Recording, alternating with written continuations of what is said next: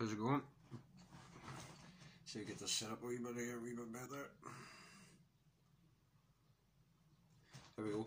Right, we're going to do another wee beginner fly here for the beginner section, or whatever you want to call it. And this time it's the peacock and black, or hotspot peacock and black. We're going to use glow bright number 11 or anything you want. This is basically another wee technique of how to add a tag to fly. So these flies can be tied in many different sizes. The hook I have on the vise in the minute is a B175 size 12.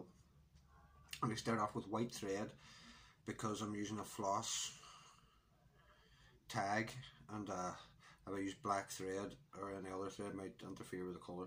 So I'm going to tie down to the point, and then I'm going to tie in number 11 glow bright frost, or any chartreuse colour, or orange or red works well on this fly too. Any kind of floss, or even whatever you want, a silver tag or gold tag, whatever. Just the purpose here is, especially for beginners, is going to be beginner number 3 flies, just little techniques and little steps. So a few winds down and a few winds back up with the thread to secure this in.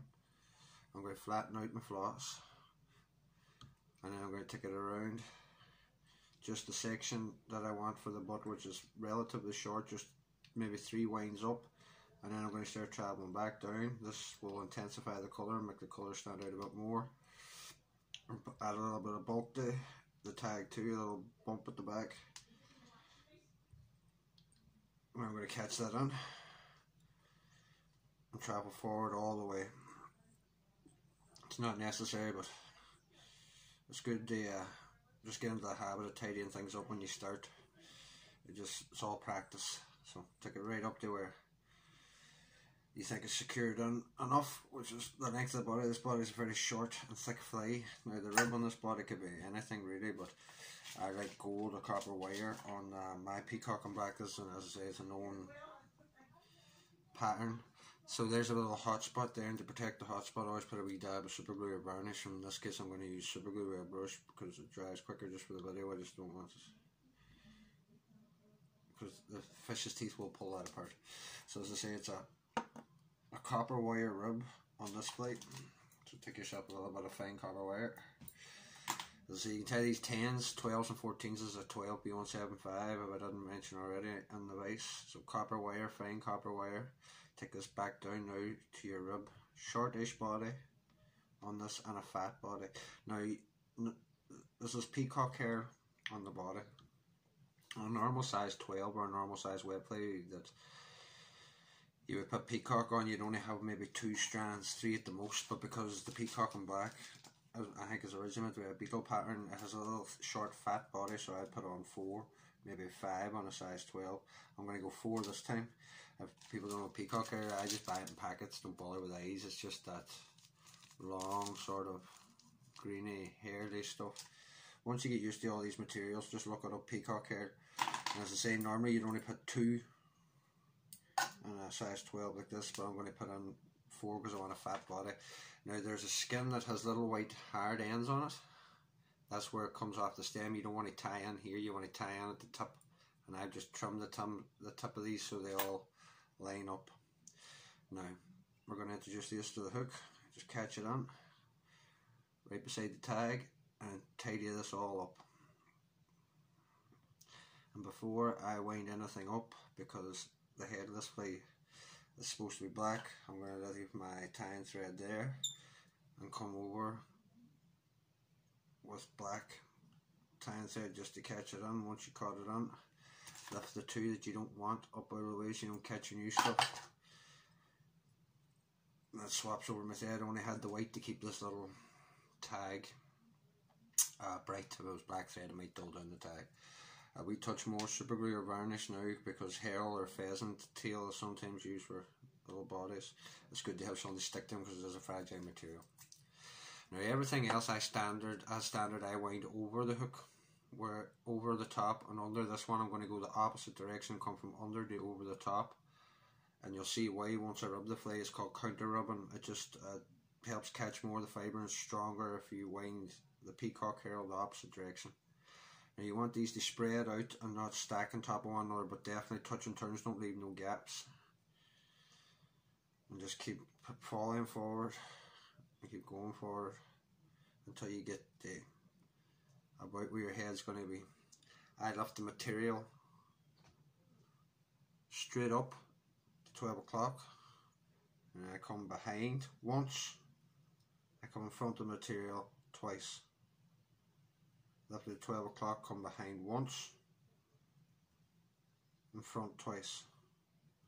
This locks in your hair.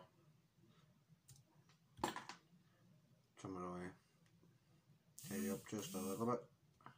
Now you bring up your rub the traditional way. As many or as few turns as you want. This wee short body, you're only going to get 3, maybe 4 at the most. Catch the rub. Keep your thread tight, you can let go of the rub. And take that all the way down to the eye now. Keep everything tidy. Bend more away your way, you don't have to use your scissors. Just wreck your scissors. Come back now to where the peacock hair starts. A natural black hen is what I'm going to use on this one. So, hopefully that's coming out. It's not looking the best there, but I'm trying here. I'm going to expose the tip. I tie all my hen hackles on at the tip. It doesn't matter whether you use hen or cock, really. I just prefer it, but anything black, as the pattern suggests, peacock and black. A black hackle of any kind. Dyed or natural. Now I'm just going to catch this in all the way to the back of the eye and come back up. Get myself a pair of hackle pliers. Attach it on to the base because I've tied in by the tip. Lift my stem to 12 o'clock. Pull back all the fibres. Rotate 6 o'clock. Release the fibres. Once it's 6 o'clock. After I release the fibres, I pull them back, get it to 12 o'clock, release the fibres, and so on and so forth. Touch and turns the whole way down. Every now and again you can pull them back like that just to make sure they're not all clumping together.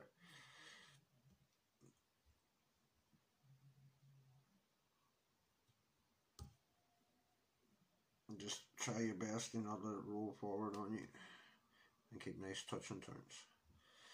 Now that's plenty of hackle there. Come across, keep the tension in the thread. You can let go of the feather. Take any fibres that may be pointing forward back. Get 2 or 3 turns on. This stem is not so thin, so I'm going to cut it away, but usually I would try my best to fold it back, but this one's just a little too thick. Take all the fibres back out of the way, and anything that's not wanting to play ball, just take your time and get back as best you can.